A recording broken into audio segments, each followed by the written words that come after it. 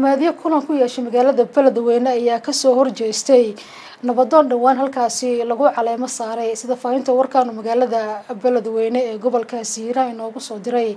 Cismaan Aadan Careys oo Soomaali Channel magaalada Beledweyne uga soo warama. kulankan ay isugu yimaadeen odayaashii wacgaradka ayaa waxay si weyn uga soo horjeesteen doorasho dhawaantani lagu sameeyay gudaha magaalada Beledweyne ee lagu doortay nabadoon oo matala beeshaasi iyadoo ay sheegeen in arrintaas ay tahay mid aan loo dhamayn in beesha iska arkin dadka sameeyeen ay yihiin kooxo markaasi ay kaga soo horjeedaan in aan arrintaas loo dhamayn waa kuwan qaar ka tirsan odayaasha kulanka maanta ku yeeshay magaalada Beledweyne ee xarunta gobolka Hiiraan. shirka meesha ka dhacay waxa suu yimid wax dhuumashaale wax qarsoon midna maahan dadka la degan oo gobolka degan waa nuug yahay maanta meesha ku jireen waxaan ka shiraynaa aryaabo dhawad qaaqul dhacay oo soo yeeray oo la yiri nabadoon la duubaya kala go'aad warsamay wax baa jira shaqaaqa jirta waxaas ayaa isku kaaya keenay waa waxaan jirin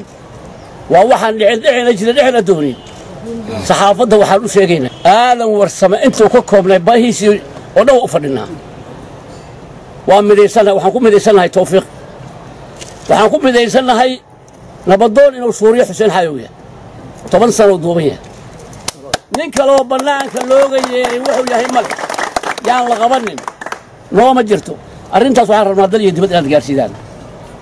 saxafiyiinta inuu sheegto soo saarto dalka u sheegto maamul gobolka jiro sheegto dadweynaha Soomaaliyeed la degan u sheegto saxaafadda dibadda aan gaarsiinaa alxamdulillah anigoo ah Salaad Uduwaay Axmed oo aadan warsamo ah shirka halkaan isugu nimid aadan warsamo hadal yeeray oo been ah ayaan waxaan isugu nimid inaan beentayno oo caalinka u sheegnaa in been tahay aadan warsamo waa mid hal nabadoonuhu leeyahay waa midaysan yahay waxaan caalinka u sheegaynaa oo u sheegaynaa maamulka mid gobol iyo mid degmo yaan u sheegaynaa beesha xawaadi in aad warsame oo midaysan yahay nabadoon uu yahay suuriye xuseen xayow waa been waxaan beentaynaynaa hadalkii bariwood ka yeeray haddaan ku dabar xasan dhiif oo xasan waxaan sheegayaa meeshaan inuu isu yimid maanta aadan warsame 3 dhib oo 10 odo aadan oo wax ka maqan aan la arag ay u yimideen arrintaas war ka dhacay oo walbaarka xasan dhiif oo la yiri nabadoon aan ku dooranaynaa inay saxaba ka jirin oo aadan warsamo dooran oo aadan warsamo u kulmanayn oo ay ahaayeen koox yar ay ahaayeen oo tafaraar quwada midkii la doortay 10 sano ka hor oo ahay suuriye xuseen xayow ayaa nabadoon noo ah haddana wixii gaaray ka titirayna wasaqa arrimahan ayaa ku soo beegmaysa qabsiga la xiriira beelaha nabadoonadooda xilli ay dhawaantani loo diyaar garoobayo doorasho la filay inay ka dhacdo magaalada Beledweyne xarunta gobolka Hiiraan taasoo doorashada beeluhu ay markaasi ku dooranayaan ergooyinkii matali lahaa. Cismaan Aadan Careys TV-ga caalamiga Soomaali Channel.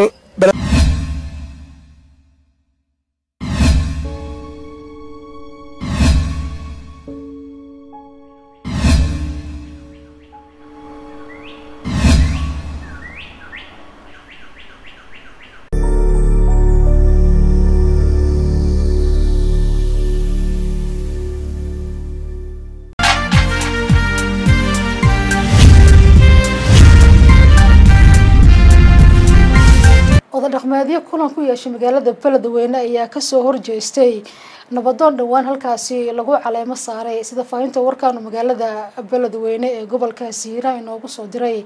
Cismaan Aadan Careys oo Soomaali Channel magaalada Beledweyne uga soo warama. kulankan ay isugu yimaadeen odayaashii wacgaradka ayaa waxay si weyn uga soo horjeesteen doorasho dhawaantani lagu sameeyay gudaha magaalada Beledweyne ee lagu doortay nabadoon oo matala beeshaasi iyadoo ay sheegeen in arrintaas ay tahay mid aan loo dhamayn in beesha iska arkin dadka sameeyeen ay yihiin kooxo markaasi ay kaga soo horjeedaan in aan arrintaas loo dhamayn waa kuwan qaar ka tirsan odayaasha kulanka maanta ku yeeshay magaalada Beledweyne ee xarunta gobolka Hiiraan. shirka meesha ka dhacay waxa suu yimid wax dhuumashaale wax qarsoon midna maahan dadka la degan oo gobolka degan waa nuug yahay maanta meesha ku jireen